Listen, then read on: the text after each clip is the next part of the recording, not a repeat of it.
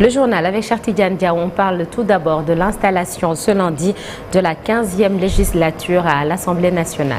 L'ouverture de la première session ordinaire de l'Assemblée nationale, nouvellement élue donc au prévu ce lundi. PASTEF qui s'est taillé la part du lion avec 131 députés. On devrait connaître donc aujourd'hui le nouveau président de l'Assemblée nationale issu de la majorité. La coalition Taku Wallo Sénégal, de son côté, devrait avoir son groupe parlementaire. Aux dernières nouvelles, Abdou Karim Sall donc a rejoint la coalition dirigée par l'ancien président Macky Sall qui a cédé, rappelons-le, sa place à Abdou Mbow à l'Assemblée nationale. Et puis le quotidien nous apprend que Maître Aïssata Tall Sall est en pole position pour être la présidente du groupe parlementaire de Taku Wallo à Sénégal. Et avant cette installation, il y a eu des violences électorales. Les membres de Sams Kadou qui avaient été arrêtés seront jugés ce lundi à Saint-Louis. Ils sont plus de 80 à faire face aux juges ce matin à Saint-Louis. Les gardes du corps, ou bien ces gardes du corps, sont poursuivis pour des chefs d'inculpation de vol avec violence, voie de fait pour illégal d'armes et violation des arrêtés du 22 octobre du ministère de l'Intérieur. Affaire à suivre également ce lundi du côté de la vieille ville du Nord, Sornata. L'actualité, c'est aussi les 80 ans de Thiaroye 44. La commémoration a eu lieu hier sous la présidence du chef de l'État, Bassirou Diomaye Faye. Thiaroye 44 désormais sera célébré le 1er décembre de chaque année et cette histoire sera enseignée dans nos écoles. Annoncé du chef de l'État, Bassirou Diomaye Faye, qui a présidé le 80e anniversaire du massacre des tirailleurs sénégalais, une commémoration qui symbolise pour lui un devoir de mémoire, mais aussi qui jette les bases de la restauration de la vérité. Alassane Ba a suivi la cérémonie pour nous. Le massacre de Thiaroye est une blessure, mais aussi une leçon. C'est la conviction du président Diomaye Faye, qui estime que cette commémoration symbolise d'abord un hommage aux victimes, aussi graver leur mémoire dans notre conscience collective, mais c'est également jeter les bases de la restauration de la vérité historique. Il ne s'agira pas d'une porte ouverte pour susciter le ressentiment ni entretenir la colère et la haine. Non. Ce que nous faisons ici relève du devoir de mémoire contre l'oubli et pour la manifestation de la vérité des faits, pour nous acquitter d'une dette morale vis-à-vis des tirailleurs et de leurs familles. C'est pourquoi nous avons mis en place un comité international de chercheurs indépendants pour aider à la reconstitution exacte des faits et à une meilleure connaissance de cette séquence de notre histoire partagée avec la France. Des actes salutaires ont été posés par les autorités françaises visant à encourager la manifestation de la vérité. Le président Diomaye salue le courage moral du président Macron qui a reconnu que ces événements ont abouti à un massacre. Par ce geste, la France accède à une vieille et légitime demande de reconnaissance. Il s'agit d'une avancée appréciable dans le processus de réhabilitation de l'honneur et de la dignité des tirailleurs victimes. Rétablir la vérité est un travail très complexe. C'est pourquoi le chef de l'État a invité les acteurs étatiques et non étatiques de tous les pays concernés, y compris la France, aux historiens et chercheurs à joindre leurs efforts. Identifier les victimes et situer les responsabilités est essentiel pour ouvrir la voie à une réconciliation sincère. Pour le président Diomaye, cette vérité tant souhaitée mérite d'être pleinement révélée, transmise et reconnue.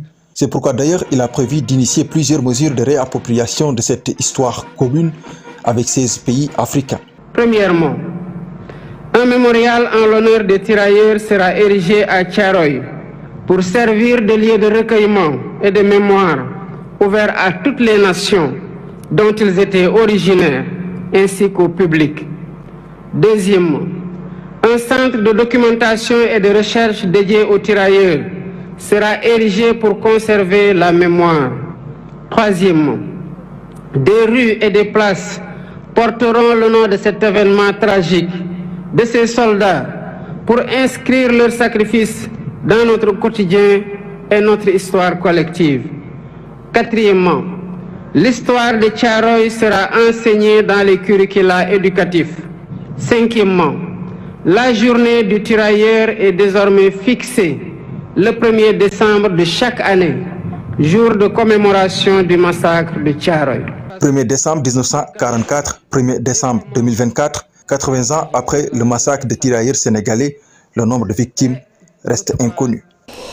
Et puis le décès de Alioune Badara Bey, le président de l'association des écrivains du Sénégal. Le chef de l'État lui a rendu hommage. C'est avec une profonde tristesse, a dit Bassirou Diomaye Faye. Donc j'ai appris le décès d'Alioune Badara Bey, brillant écrivain et président de l'association des écrivains du Sénégal. Le Sénégal qui perd un homme de lettres remarquable, un gardien de notre patrimoine culturel, selon le chef de l'État, Babacar Diagne, témoigne qu'Alioune Badara Bey, par ailleurs, l'ancien président plutôt du CNRA, qui soutient qu'il était le crayon des grandes épopées sénégalaises. Selon lui, le Sénégal perd un modèle pour toutes les générations. Je vous propose d'écouter son témoignage, des propos recueillis par Habib Faye. Alors, Badara Bey, c'est moi qui suis allé le chercher quand on m'a nommé à la présidence du CNRA, pour qu'il soit membre du collège du CNRA. C'est parce qu'à la télévision, c'est Badara Bey qui nous avait aidé à porter à l'écran les grandes œuvres littéraires, et parmi lesquelles ses propres œuvres. Le Sacre du Tchédo, Mabales le Cygne, Nder en flamme, etc. Nous avons perdu à Badara Bey un immense dramaturge. Badara Bey, c'était un peu le crayon des grandes épopées sénégalaises. Chaque fois que je le voyais, il était plongé dans un roman. Les Anglais l'auraient appelé a bookworm. Un monsieur d'une gentillesse, d'une générosité extraordinaire. Je pense que nous perdons aujourd'hui quelqu'un qui a été inspirant pour nous tous, pour notre génération.